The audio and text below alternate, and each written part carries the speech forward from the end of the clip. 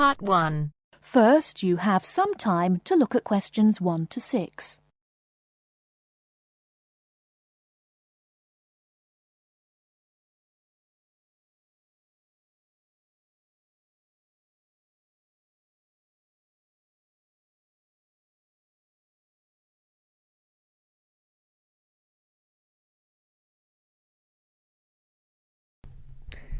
Good morning, Towers Car Insurance. How can I help you? Hello, I was wondering if you could give me a quote for my car, please. I'd like to insure it for a period of 12 months. Certainly. I need to take down a few details first of all. Can I have your name, please? Certainly, it's James Bartolo. Sorry, can you say that again, please? Sure, James Bartolo. That's Bartolo. OK, thanks. And your date of birth? It's the 1st of the 8th, 1973. Great. And can you give me your address, please? Sure, it's 146 Eastern Road, Chester.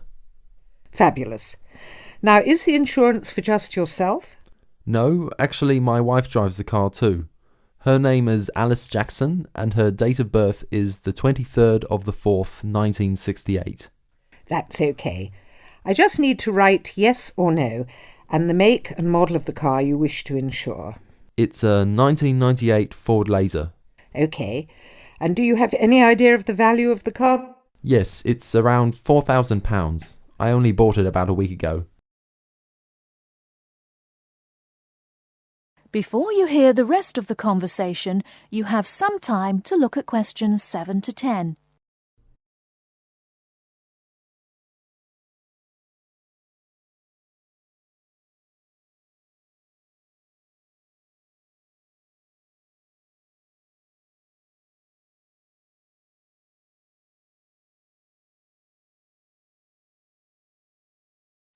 Now listen and answer questions 7 to 10. OK. And do either you or your wife have any previous convictions or disqualifications? I'm sorry we have to ask this question, but of course it affects the price of the insurance cover. Not a problem. No, actually we both have clean driving licenses. Nothing so far, touch wood. Good. So I can write none for that question. Now, who were you previously insured with? With Aitken Insurance. I'm sorry, could you spell that? Yes, it's Aitken. I actually have a 3 years no claims bonus too. Great. That will bring the price down a little for you too. OK, if you just give me a few minutes, I'll work out a price for you now. That looks like it will be £275 per year. That sounds good to me. Can I pay for that now over the telephone? That is the end of Part 1. You now have half a minute to check your answers.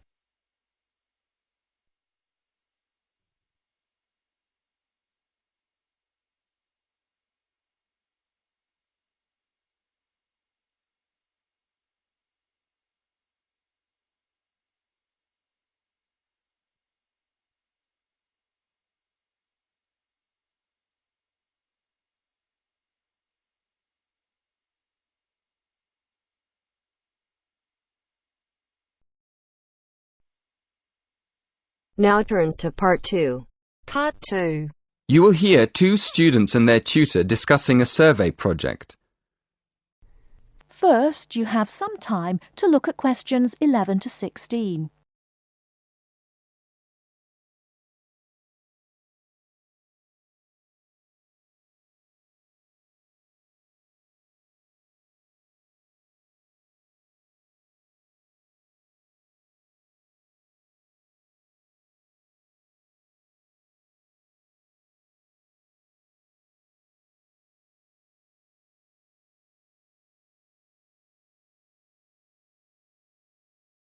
Now, listen carefully and answer questions 11 to 16. So, what's the survey about, Tom? It's about where students want to live and how they choose. Basically, their accommodation preferences. We've actually tried it out with a few students already. OK, that sounds fine. So, to start with, how many questions have you got? 20? Is that too many? Yes, it is, really. People get fed up answering lots of questions and they stop thinking about their answers. Right, so we need to think about that again. What do you think of the first 3 questions? You want to know what affects students' choice of accommodation when they go to university? Yes, we want to find out which has the most effect. The cost, the number of rooms in the house or flat, or the distance from campus. And then we asked another question. Oh, yes? What else did you want to find out? Well, we wondered whether public transport was important. You know, not many students have cars, so it might be quite important for them to be near somewhere where they could catch a bus or train.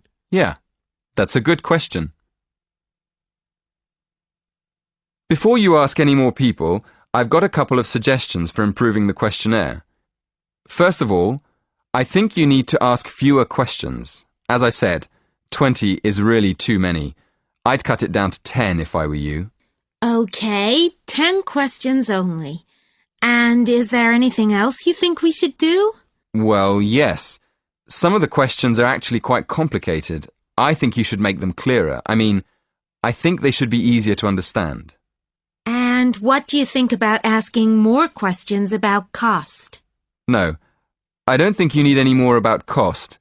But you could ask a couple more questions about the reasons for students' decisions. So we should ask some more questions with why. Yes, I think you'd get quite a lot more information if you did that. Thank you. Before you hear the rest of the talk, you have some time to look at questions 17 to 20.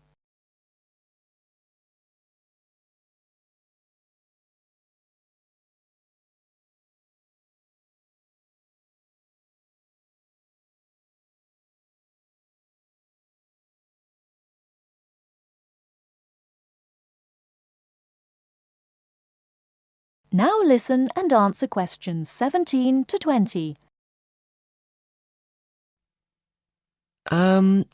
We've already got some results from our first questionnaire. Do you think we could use them? I don't see why not. What have you found out so far? Well, the number of rooms was only important for 16% of the people we asked. It looks like a lot of students are quite happy to share a room, and even fewer people were concerned about being near a bus stop. Only 10%, in fact. I'm surprised about that. But what about the distance from the university? Well, that was quite important. Around 20% of the students we asked wanted to be close to campus. That makes sense. And what about the cost? Yeah, as we expected. The cost was by far the most important factor. More than half the students were concerned with the cost. 54% to be exact. Only 54%? I thought it would be closer to 80%. That is the end of part 2. You now have half a minute to check your answers.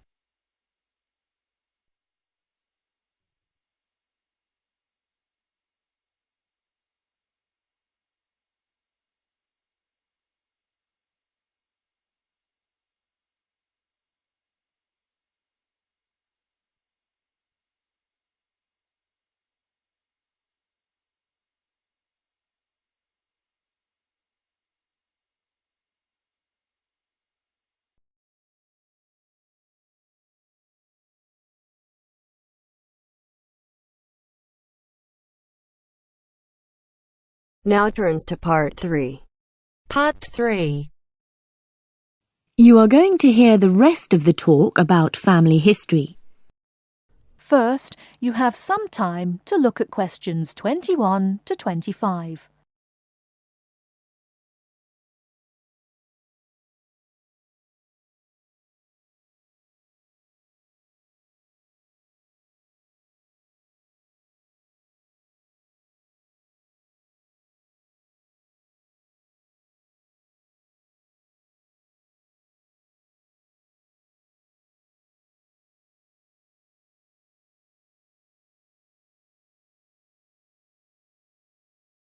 Now listen carefully and answer questions 21 to 25.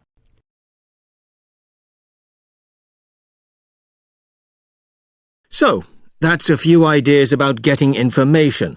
But what about methods of recording it?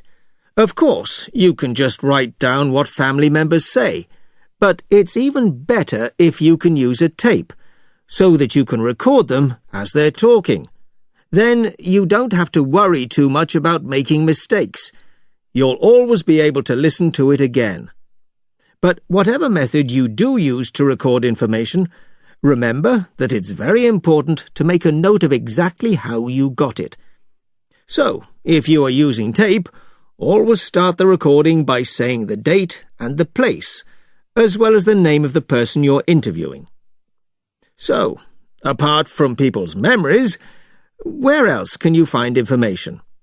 Well, there are all sorts of documents, and they can be extremely useful. People keep lots of kinds of documents in the home, like photos or letters or diaries or birth certificates.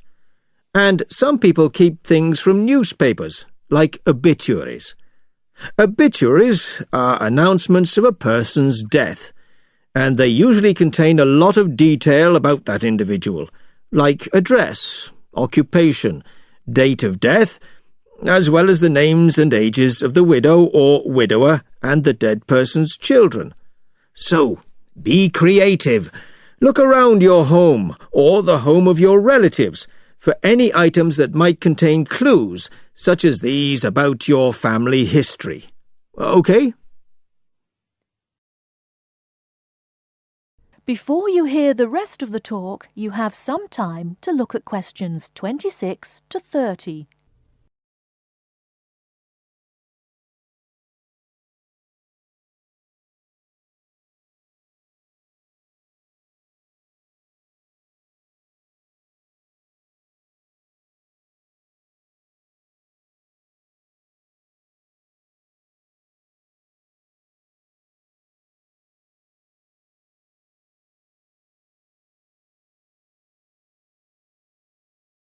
Now listen and answer questions 26 to 30. Now, you'll find that you'll collect a lot of information, so you'll need to record it in an organised way. I'd recommend that you use an ancestor chart, like this one here. Can you all see? Ancestor charts act like maps. They link 4 or 5 generations in a family tree, so they're very convenient, and they don't cost anything. You can get as many as you like. You just download them free from the internet. Then you fill them out as you go along, and for each individual you record all the key information next to their full name. It's very convenient. Now, at this point, I'd just like to give you a couple of tips about filling in the ancestor sheet. First of all, I'd advise you to use pencil, at least until you have definite evidence for the information you're recording. Secondly, as well as recording official names, I mean given names, it's worth writing any nicknames down. You know, these are the short names that people call you when they know you very well. And you can show them by using quotation marks. That's ancestor charts, then. They really do save a lot of work. Now, before I show you how to go about confirming the information you collected... That is the end of part 3. You now have half a minute to check your answers.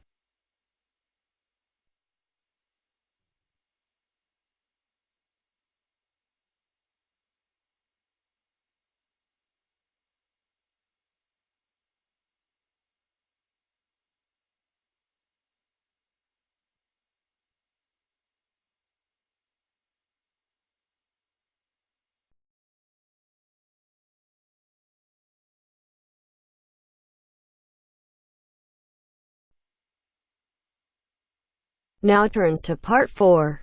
Part 4. You are going to hear a talk about the English pubs. As you listen, complete the notes below. First, you have some time to look at questions 31 to 40.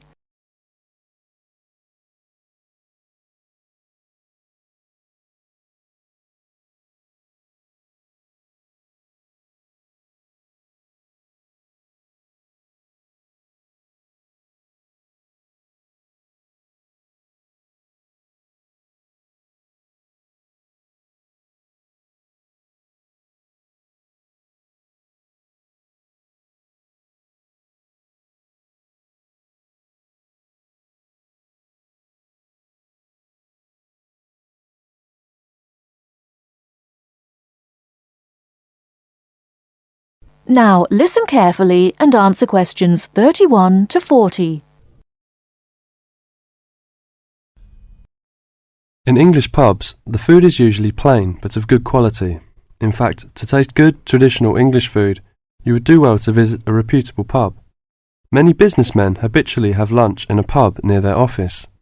In the country, the pub is often part of an inn where you can put up for the night. The Englishman's favourite drink is beer. There are 3 different methods of serving beer in Britain. As you'd expect, some beer is served in bottles. Beer that comes from a tap is called draft beer, and there are 2 different methods of serving it. Keg beer is served with modern method, which uses a gas called carbon dioxide, and traditional draft has no gas in it, and a pump is used to pull the beer up the pipe and out of the tap. Keg beer is served colder than traditional draft. It's easier to look after, and some keg beers are sold almost everywhere in Britain. This means that you can always have exactly the same drink in any pub that sells a particular keg beer. Traditional British beer is probably quite different from the beer in your country. It has no gas in it, and it's not served very cold. But this is not a mistake. Traditional beer drinkers will tell you that this allows you to taste the beer better. Traditional draft is not always looked after as well as it should be, but in a good pub, a traditional draft beer drinker will tell you there can be no better drink. There are a lot of different breweries, companies that make beer, in Britain, but they make the same types of beer, and you can see them in the list below. Lager is the kind of beer that is common in many countries. Normally keg is served cold. Strong lager is often available in bottles. Bitter is the most popular kind of British beer. It tastes slightly bitter and can be keg or traditional draft. Most pubs have more than one kind. Guinness is a thick, almost black, bitter-tasting Irish beer. Pale ale is less strong and a bit sweeter than bitter, and often is keg. Mild is a fairly sweet beer, often dark, not as strong as bitter. It can be keg or traditional. It cannot be found everywhere. Bottled beers are sometimes served cold. There are several kinds available. For example, light ale like pale ale. Brown ale is a brown, often rather sweet beer. Stout is a very dark beer. Law regulates the pub's opening times. Local variations are possible, but usually a pub is open from 11:30 to 3 o'clock, and from 5:30 to 10:30 or 11 o'clock. Betting is forbidden in pubs. Children are not allowed on licensed premises, which may mean that father and mother cannot have a quiet drink together if children are with them. In the old days, when people drank too much and pubs were often rowdy, the law against children entering pubs was a wise one. Today, drunkenness is much less frequent than it was, say 50 years ago. It would be quite wrong to consider the average English pub as anything other than a respectable, friendly place that provides good drink, good food, and a pleasant social atmosphere. Far too often the foreigner has read accounts of sordid 19th century drinking places, haunted by people whose one desire was to drink as much as they could afford as quickly as possible. That is the end of part 4. You now have half a minute to check your answers.